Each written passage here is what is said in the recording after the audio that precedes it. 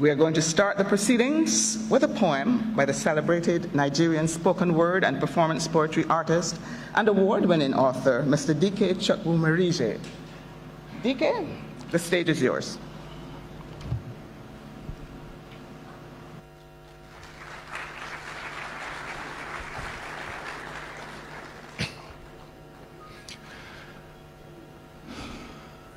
I come to you this morning to speak of our shared history. It is the history of 5 million people taken from Africa to the Caribbean in chains, but you see, you can bind the hands and feet of men and women, but you cannot bind their hearts. You cannot bind the memories of a people, their memories of those African songs their mothers once comforted them with.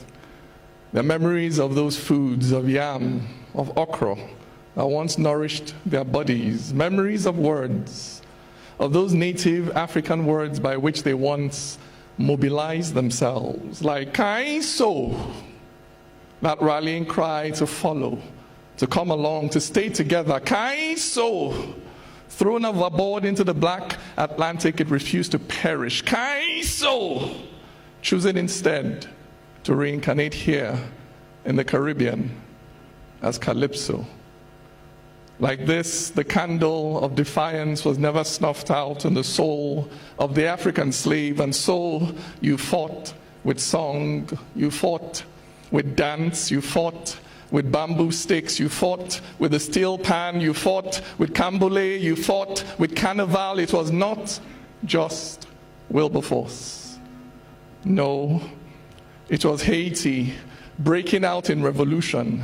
It was Busa troubling Barbados. It was that rebellion at Demerara. These were the things that demonstrated to empire that slavery was not sustainable, that the African would not be kept on her knees. It was the Caribbean bent but unbowed that inspired the poetry of resistance. For Claude McKay said, "We will not die like hogs."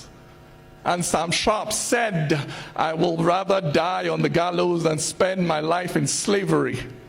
And Antonio Maceo said, "This revolution has no color." And Marcus Garvey said, "Emancipate yourselves from mental slavery." Yes, it was that Trinidadian, Henry Sylvester Williams. It was he who called that first Pan-African Congress. It was Caribbeans like Edward Blyden and George Padmore and Claudia Jones that helped raise that consciousness that lingers till this day, that if the racial inequalities upon which this modern world was built was ever to be truly dismantled, then Africans and those of African descent must come together to understand that the bonds that connect us all to that continent can never be broken. That we are one people, scarred by one trauma, nailed to one cross, followed by one stigma, and our voices will not be heard until we project them together. To know that the cultural distance between Bridgetown and Lagos is not as vast as the ocean that stands between us. That underneath the differences between Pidgin and Patois, between Anglophone and Francophone, between Yoruba and Creole, we share a past. A past in which a young girl sits crying in the night because on that day her brother went into the forest and did not come back.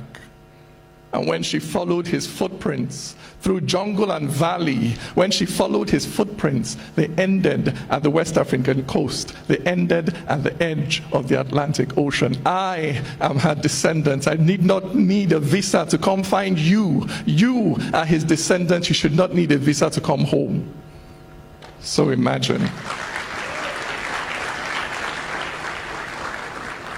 Imagine a world where there are direct flights between Dominica and Dakar, where there are exchange programs so students from the University of the West Indies can come and study at the University of Nsukka. And students from Nsukka can experience what it was for those Africans like Jaja, like Behanzin, that were captured by the colonials and exiled to the Caribbean. Imagine a world where this history is alive, where the sacrifice of Cuba in Angola is immortalized in memory, never forgotten in storytelling. Imagine a world where Africa's biggest export to the Caribbean is no longer slaves. A world where we trade, where we talk, where the Nigerian naira shakes hands with the Bajan dollar, and a Trinidadian poet can fly into Accra for a gig on Friday evening and be back home by Sunday.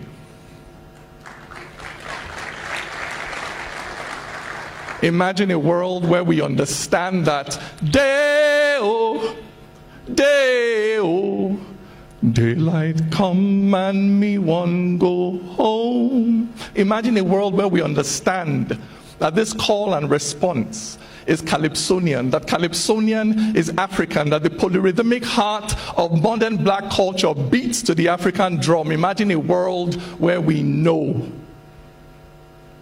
that this is one culture, that we are one people, cut from one cloth, seen in one light. Imagine a world where we know this.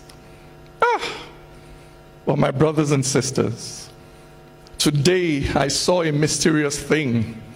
A thing that vexed me to my very soul. I saw the black man dressed as a king, but crouching in the shadows with a begging bowl. His children were starving in fields of cassava, dying of diseases the palm kernel can cure, homeless in a land of rock and timber. Why are you here? He said, I am poor. Today I saw a mysterious thing, a wonder so great I cannot tell it. I saw the black man dressed as a king, but lying in the dust crying at my feet.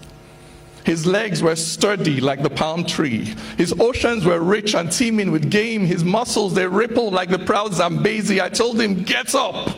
But he said, I am lame. Today I saw a mysterious thing, so shocking I have no words to say. I saw the black man dressed as a king, but standing like the lost by the highway. He huddled in a cage that had no gates. He could see where the keys to his chains were kept. He stood in clamps, but they had no weight. Why are you here? He said, I am trapped. Today I saw a mysterious thing. How can I tell such a horrible story? I saw the black man dressed as a king, but sharing a sleeping mat with poverty. His poverty was a fat man with a bulging stomach, lying on his back beside a pot full of treasure. This awareness was all that he lacked, that he could get up and reimagine his own future. Thank you.